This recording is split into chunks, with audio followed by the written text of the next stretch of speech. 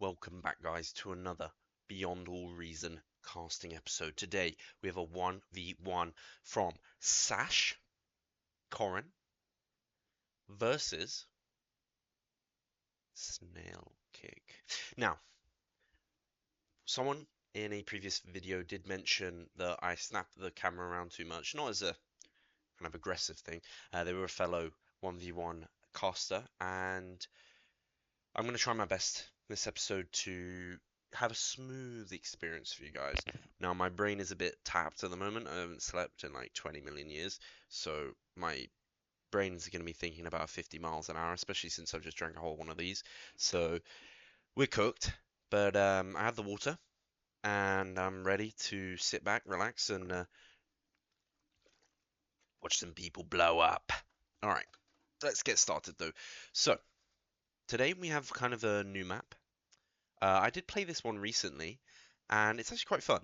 But I played it 3v3, which is the three starting points there and there. And it's less of an interesting map as a 3v3. Now, 1v1, I think it could be potentially good because we've got this lane here, we've got this lane here, and we've got this lane here. Whereas a 3v3, all of these will be covered. So, you know, it's going to be definitely some flanking and some interesting moves we're going to see across this map. Now, we've got bots from Snailkick, as well as we've got Armada. Now, I do think bots are a lot better than what we are seeing here from Sash, which is vehicles. Cortex, however, I do believe is better in this patch as well. So, we've got a kind of an interesting matchup here. Now, incisors do have the range, but they're going to struggle to get up this terrain. They're going to be quite slow, and especially since they're about worth double that of a pawn. I really want to Snailkick, use this terrain to his advantage, shoot down onto the incisors if possible. But in this early game, we're just going to see some ticks come out and some cheeky little pushes from the game. Now, later on, obviously Cortex, although disadvantaged a little bit earlier on, as they kind of, especially in 1v1s, right? So they're used to section off areas. The incisor has kind of a laser, whereas pawns and blitzes, blitz is the vehicle version of the incisor, have kind of a close range machine gun, kind of like an SMG, where you have to get close to get the maximum amount of damage. Snailkick just spotting the incisors coming in through the middle here. Looks like a tick did take out a metal extractor, which is good for Snail. Now, as we're going to see here, look, we've outnumbered here from the incisors. Any kind of trade here from Snailkick is going to be worth 2 ticks, 1 pawn for 1 incisor. That's fairly even, I'd say. I mean, how much is a tick? 21, about 40, and then 54, whereas that's 120. So actually a gain on the side of Snailkick. I really don't think vehicles are that worth. Bots are pretty much always the way to go, especially on these kind of smaller maps. I mean, it's not the smallest map in the world, but it definitely is not big. That's what she said. Again, incisors is just not really worth it. They can't escape the pawns when they're up that close. You have to have some decent reactions. You have to, with incisors, you have to react when they just get into the range. Otherwise, you can't pull them back quick enough because they have to do that slow turn because they're tanks. Seeing some pawns on the top side, gathering. Sash is aware of these movements.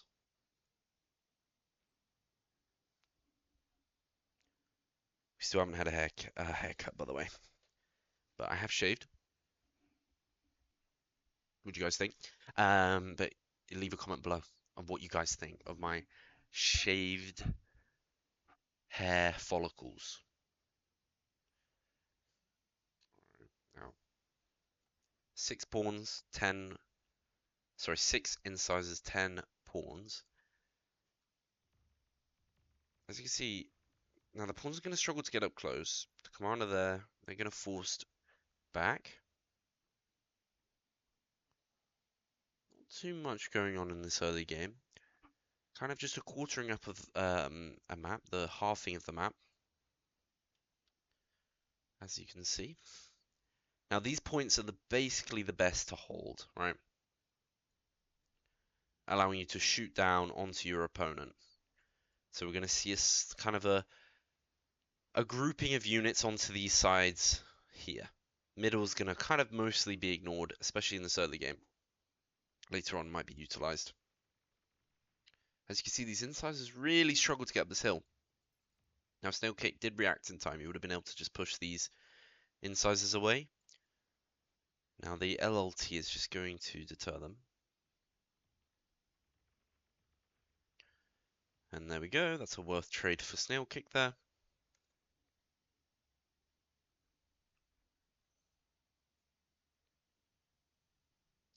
And these pawns are just going to move down this ramp. Now, the Centurion, I'm not so sure about the Centurion on this one. It's very slow, can easily be maneuvered around, and although the main advantage of the Centurion is that it has the highest health unit, tier 1 unit.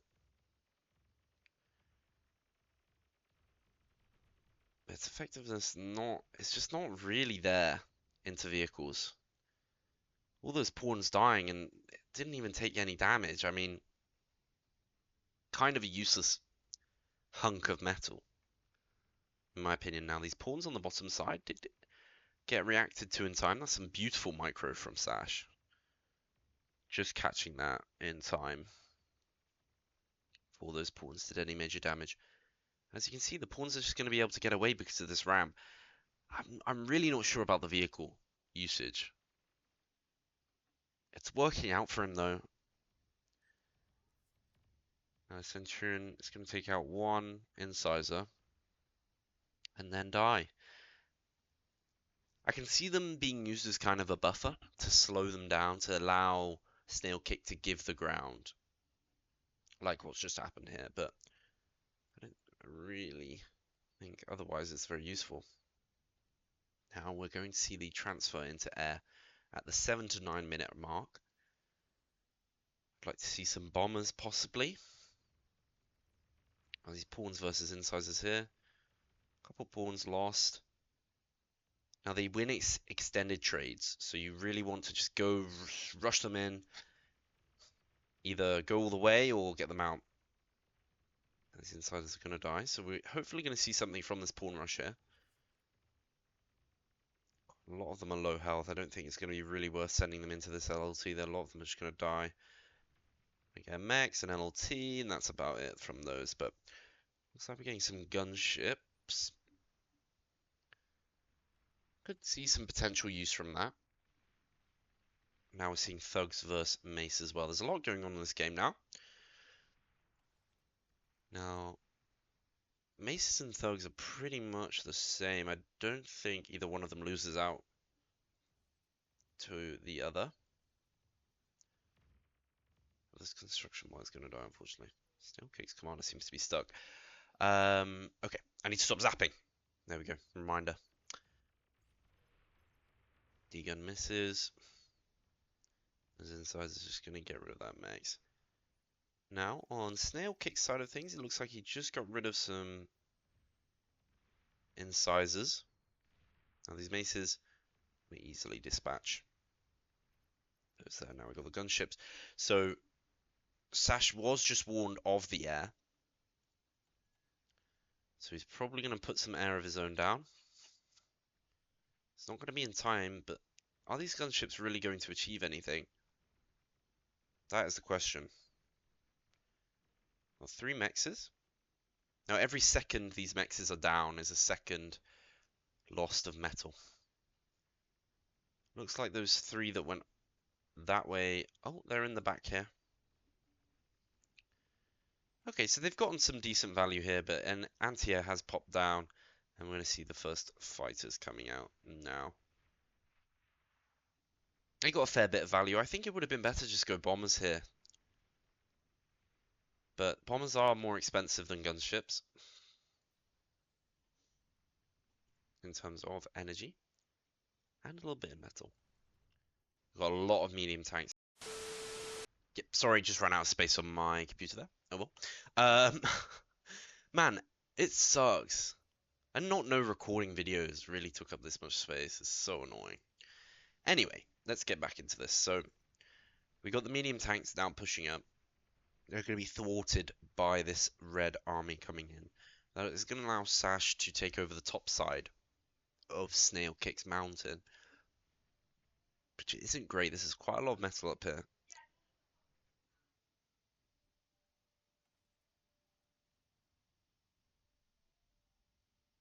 Now, just getting some constructors. And looks like we've gone a tier 2 now from Snailkick. He's built some tumbleweeds with some spy balls. You never see tumbleweeds, oh my god. Okay, I'm excited to see these. They just blow up. I want to see these in action. Now these maces are going, but essentially maces are the medium tank of the bot lab.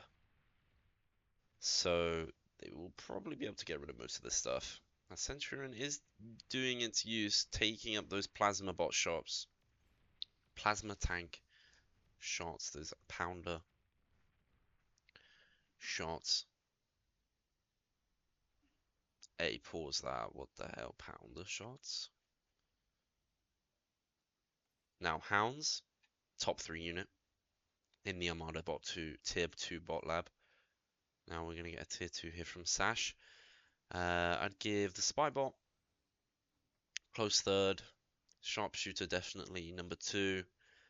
Butler maybe number 1, obviously the Constructor as well. Actually, no, Gunslinger number 1. I love the Gunslinger. Such a cool unit.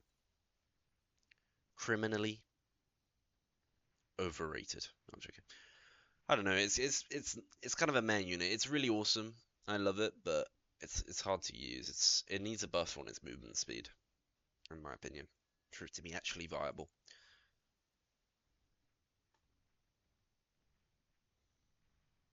Now this push from the medium tanks is going to deter Snailkick. If we can see some sort of snail spy bot come out, that could be potentially very useful. Now where'd those bombs go? Those tumbleweeds. The spybot into the tumbleweed is the play here, essentially. You want to stun the units and then just send the bombs in to blow them up. Hounds being used very effectively here. You kind of want to use them at max range. Spybot, these thugs are very effectively spread out, so the spybot's not going to really be able to get much hit. It hits the red radius. Luckily enough, got 3 thugs there. Here we go, here are the tumbleweeds. Oh, we didn't get to see the other ones be used. Oh well. Now, Sash has been pushed off. Now we're probably going to see him concede this top side. Fortify the lower part here. I would kind of concede that as well, though, if I'm honest. You're not going to be able to hold that for long. It's just so much closer to his lab. So I would just concede that whole part. I think it's smart to put a couple defenses down, though, just to slow him.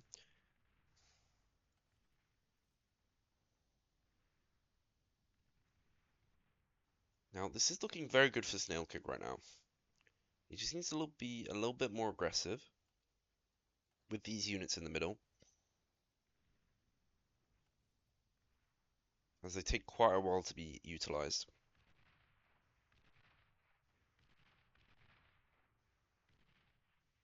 It's like a welder did die up here.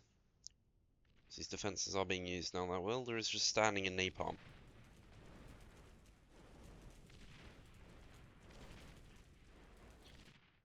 Lovely. There's some ASMR roasting of a welder.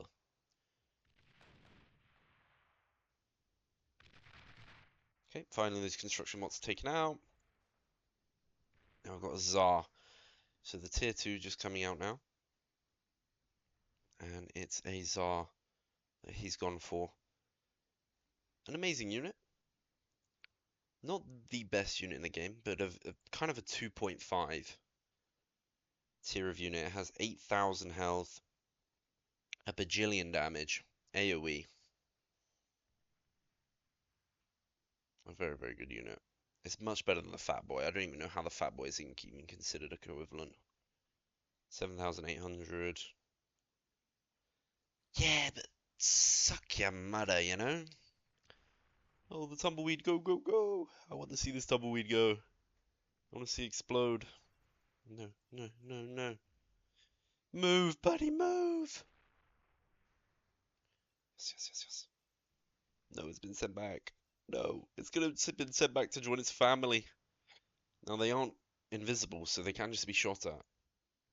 As you can see, the sword lining up its shot. Boom. Yeah, survived on 1 HP. It's no longer. Oh my god, it's crumpled. It's like a crumpled basketball. Anyway, let's get back to the game. Lock in. Right. They've got two Zars moving into this position here. Probably just going to see them move up to the top side, or they'll move up to this bottom side. We'll see here. But, I mean, Sash knows that he has weakened Snail on this top side. He spies bots doing some work. That Zara is going to likely be taken out. I'd like to see this units be brought into this side. But finally getting to see some sniper bots. Those will pretty much effectively deal with these Zars. Sash not completely aware of that, but I don't think he's willing to risk the amount of metal and therefore sending his troops back. But if he had the knowledge that we had, obviously this is what he can see, but if he had that knowledge, he would go straight in and end this game. Now Sash doesn't have the upper hand in terms of economy, but in army value, he's absolutely stonking, as you can see. He's got stonks. There we are seeing banishers, which are an amazing piece of weaponry. The banishers actually can take a position up anywhere on this hill. That's going to be really bad for Sash. They can shoot down onto all of those positions, so that is something that Snail's going to want to avoid. The same kind of on this side as well. Banishers shoot down. Sniper bot being exterminated there. Failing to be stunned by the spy bot.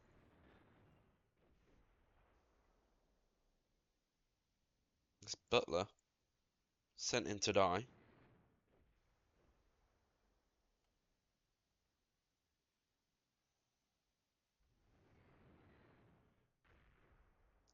And a tumbleweed sacrificing its life. Rattlesnake on this position is going to be doing so a little bit. I mean, it can hit that. It's going to pressure kind of anything in this area, but Sash is probably just going to put his own artillery up on this hill and shoot down in this area. Probably hit up there as well. Actually, are we going to see that? Yep, there we go. Got some artillery there. So, I mean, this hill really does just give you an advantage. Artillery up here would be ideal. The Starlight's just way too close. I'm not agreeing with the Starlight position. I mean, maybe in this choke or maybe up here, but this is just too open.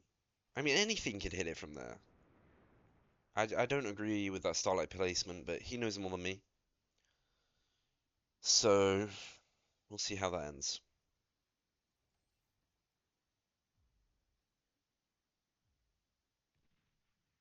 Okay, that is going to force Sash to back off there. Yeah, it looks like we're just getting an encampment of artillery up here.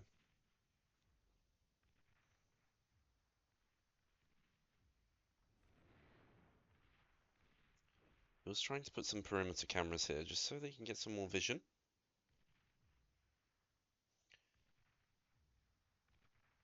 It feels so lonely with the fog of war on. I'm so lonely, all on my own. Okay. Alright, so these banishers... Uh-oh, they've just discovered that spy bot. Hopefully they don't hit this perimeter cameras.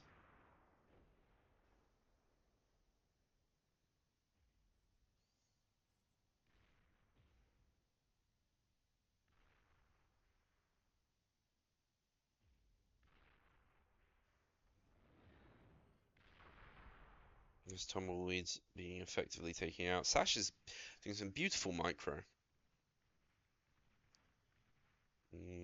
Does that starlight? That starlight does hit. The Snailkick's not even aware of the artillery that's being placed down.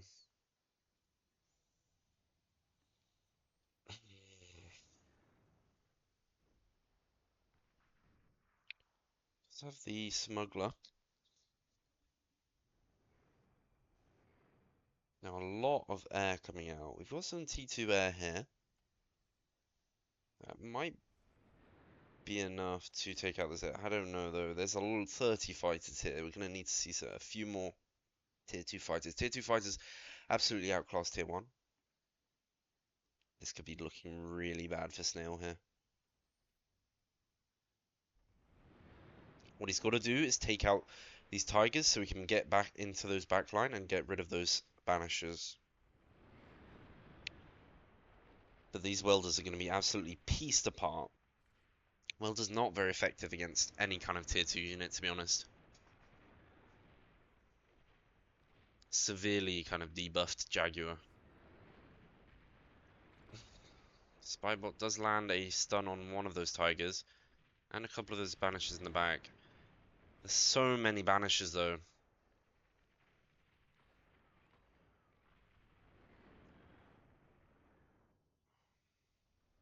We're seeing lots and lots of fighters come out from Sash. I'm kind of looking for a Shuriken. Possibly. I mean, he's not entirely sure of his air superiority, to be fair. But either Shurikens or Bombers would be ideal here. Just to kind of finish Snail off. He's got these snipers. They will take care of... These gunships could piece apart this army. It's just whether those fighters can hold off against those tier 1s. Okay, gunships making a move. There'll be some time for them to get some damage off without being interrupted. Now, these fighters really need to come in quick. There they go. They're just getting absolutely obliterated by these tier 1s. Just not enough of them. This army is relatively still alive. Okay, this air superiority has gone to Sash here. Still building those fighters. I want to see some bombers. Okay, and there we go. The Starlight is shooting. But it looks like it got about one shot off. And now it's going to be taken out. Looks like the smuggler was killed, unfortunately. Or was forced to move out. Can you bring the smuggler back down just before the Starlight dies? Come on. No. It looks like Snailkick's given up on that. We're going to see some bombers. We've got air superiority. Where are the bombers? Oh my goodness. I guess he's dealing with these things at the front. Like I say, guys, this game is so hard to manage all of these different things at once. These players do it amazingly well. And yet they still make mistakes, you know. It's hard to keep on top of all of these little things. Still building fighters though. Do you need any more fighters? Got some solar radar, which is going to help Snailkick keep his vision up. Lost those perimeter cameras down the side. There is a resbot stuck there. It looks like we are just getting a tier 3 unit. Now we've got the bombers coming out as well. We've got Shivas, bombers, air superiority. This is looking really bad for Snailkick. This could be the end. Are we going to see a T3? We need something here to turn the tides, or a nuke maybe. I don't think there's any anti-nuke. There is, actually. Is there any anti-nuke on the side of Snail? Doesn't look like it. He's got these fucking sitting nukes here.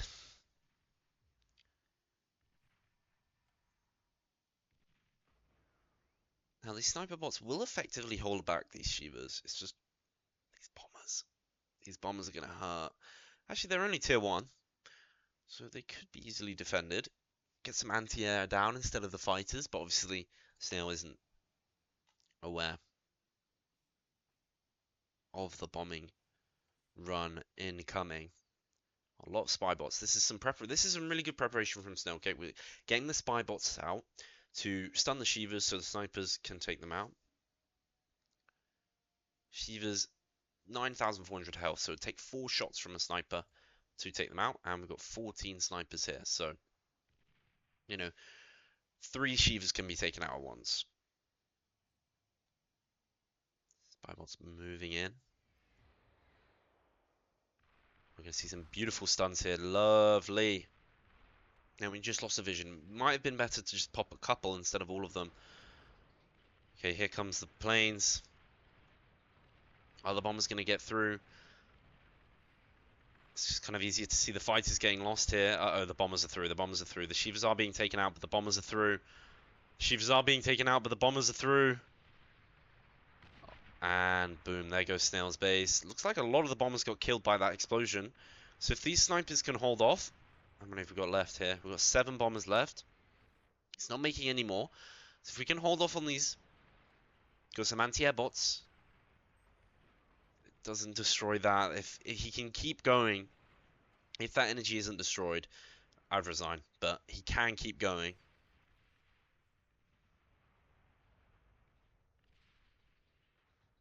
Oh my gosh.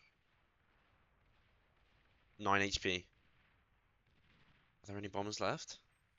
Okay, no bombers left. Holy fuck, that was close. Okay. The sniper bots are lined up. Okay, he's defended against the Shivas. Now we are going to need to see this quick. The pumping of the Shivas, how long does it take? 10 seconds? Per Shiva? I thought we were seeing some more bombers then. Let's just say 10 seconds per Shiva. We need to be quick. A Vanguard is going to be helpful for the spam.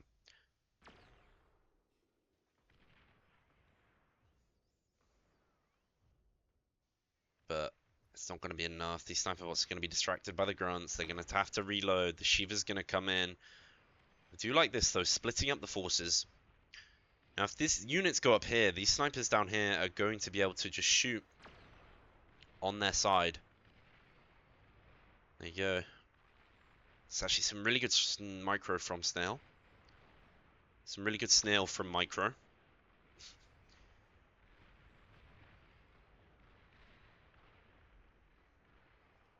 This is looking like end times though.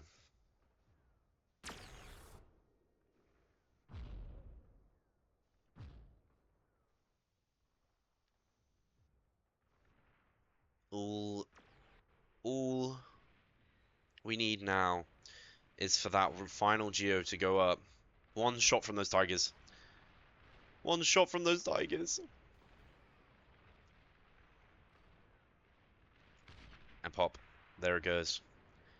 And that is game, ladies and gentlemen. I don't know, maybe Snailkick can bring it back, but I'm pretty convinced. There we go. And he calls the GG. And boom. Well,